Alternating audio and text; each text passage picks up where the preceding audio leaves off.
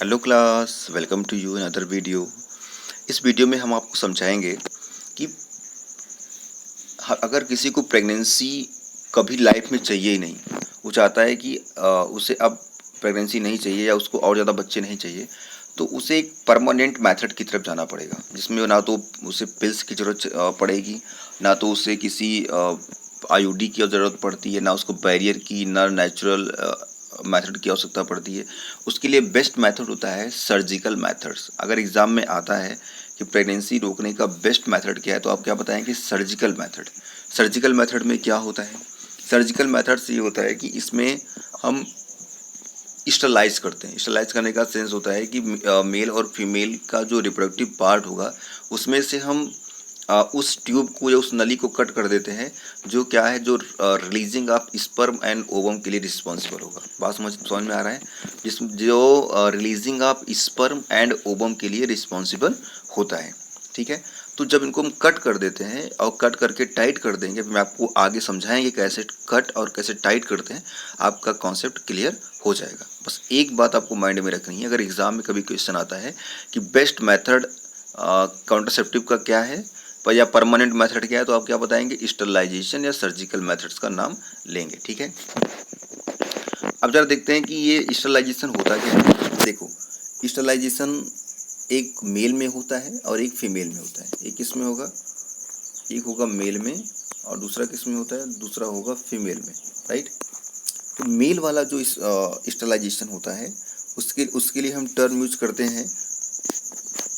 उसके लिए मेल वाले के जो टर्म यूज करते हैं वो होता है वैसेक्टोमी। क्या हुआ? वैसेक्टोमी हुआ।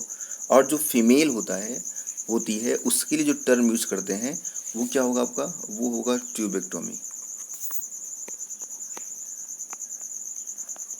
राइट, तो आपका वैसेक्टोमी क्लियर हो गया, दूसरा क्या क्लियर हो गया? ट्यूबेक्टोमी क्लियर हो गया। राइट, चलिए आगे देखते हैं क्या है ये। आप यहाँ पर टू फिगर्स देख रहे हैं, और टू फिगर्स में एक है वैसेक्टोमी का फिगर है और एक ट्यूबेक्टोमी का फिगर है। ये क्या है? आप इसको पढ़ चुके होंगे। ये आपका मेल रिप्रोडक्टिव पार्ट है। क्या है? मेल रिप्रोडक्टिव पार्ट है। इसको जानते हैं, टेस्टिस है आपका, दोनों टेस्टिस हो गए। ठीक है, इधर आएंगे, ये पेनिस वाला रीजन है। ओके, तो ये वाला रीजन क्या है? ये वाला रीजन देखिए, ये आपका था वास डिफरेंस। क्या था? वास डिफरेंस था। और वास डिफरेंस का फंक्शन क्या है? स्पर्म का फॉर्मेशन कहाँ होता है? स्पर्म का फॉर्मेशन टेस्टिस में होगा। अब जब रिक्वायरमेंट ऑफ स्पर्म होता है, तो वो क्या होगा? यहाँ से रिलीज होकर के और इस ट्यूब के थ्रू यहाँ पेनिस में पहुँचता है। ठीक है, या जिसको आगे यूरेथ्रा वगैरह बोलते हैं, वहाँ तक पहुँचता है। अभी समझना है, अगर हम इस पार्ट को यहाँ से कट कर दें, ये दोनों पार्ट को, ये देखिए, अगर हम वैस डिफरेंस को कट कर दें और कट करके अगर टाइट कर दें, तो क्या होगा? स्पर्म यहाँ से रिलीज तो होगा, बट वो आगे जा नहीं पाएगा, क्योंकि यहाँ पे टाइट है। क्लियर हो रहा है? स्पर्म रिलीज होगा टेस्टिस से, बट वो उस पॉइंट तक नहीं पहुंचेगा जिससे क्या वो फीमेल बॉडी में पहुंच सके। क्यों? क्योंकि यहाँ पे कट करके टाइट कर दिया गया है। ठीक है, दोनों साइड में।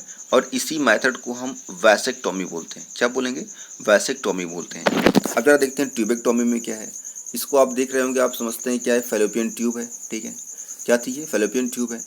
तो फैलोपियन ट्यूब में से यहाँ जो ये रीजन है, या ये सब फिम्बरी है। ये क्या है? फिम्बरी है। ये क्या है? फिम्बरी है। और फिम्बरी का फंक्शन क्या होता है? कलेक्शन ऑफ ओवम होता है। क्या होगा? कलेक्शन ऑफ ओवम होगा। बट जब हम इस फिम्बरी को यहाँ से कट कर देंगे, जब इस फिम्बरी को हम यहाँ से कट करके सॉरी, जब हम इस जो इस थमस है, इस रीजन को जो कि इसको यूट्रस के पास लेकर के आएगी, इस एक को, तो एक तो यहाँ से रिलीज होगा, बट वो क्या होगा? यहाँ से आने के बाद आगे जा नहीं पाएगा, क्योंकि कट करके टाइट कर दिया गया है। तो इस मेथड को हम क्या बोलते हैं? ट्यूबेक्टोमी बोलते हैं। क्या बोलेंगे? ट्यूबेक्टोमी बोलेंगे। ठीक है,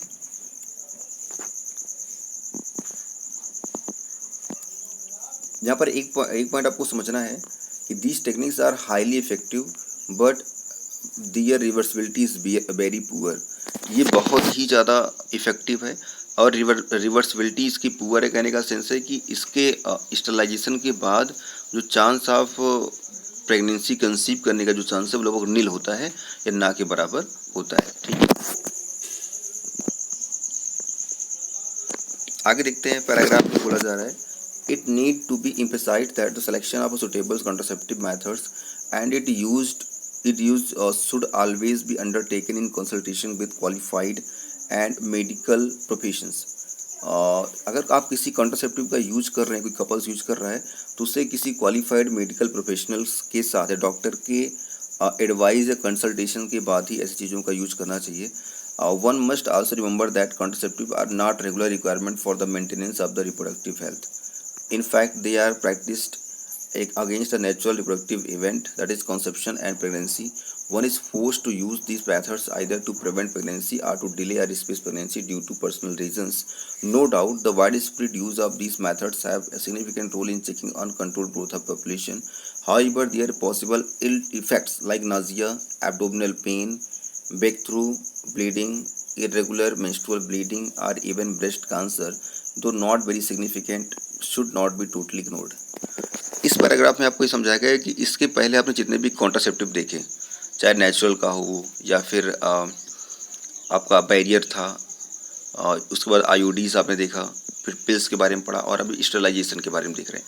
ये जितने भी आप मेथड्स देख रहे हैं, इन मेथड्स में एक इम्पॉर्टेंट बात यह है कि ये सब चीज़ें हम आपको हेल्प करेंगी कॉन्ट्रासेप्टिव को कंसीव करने से रोकने में, बट जो इम्पोर्टेंट पॉइंट आपको यहाँ पे याद रखना है कि ऐसा नहीं, जैसे किसी भी जैसे बोला जाता है कि एक सिक्के के दो पहलू होते हैं, एक हमारे लिए पॉजिटिव बातें बताता है तो एक नेगेटिव बताता है।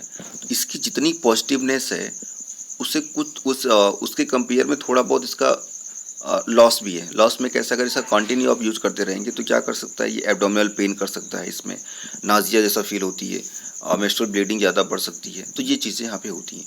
बट इस पर हम पूरी तरीके से रिलायबल नहीं हो सकते हैं। ये हमारे लिए सिग्निफिकेंट है और मीन्स हमारे लिए यूज़फुल भी है, और इसको अगर कोई मीन्स कोई भी चीज़ें 100% परफेक्ट नहीं होती हैं, सो इस केस में भी ऐसा ही है।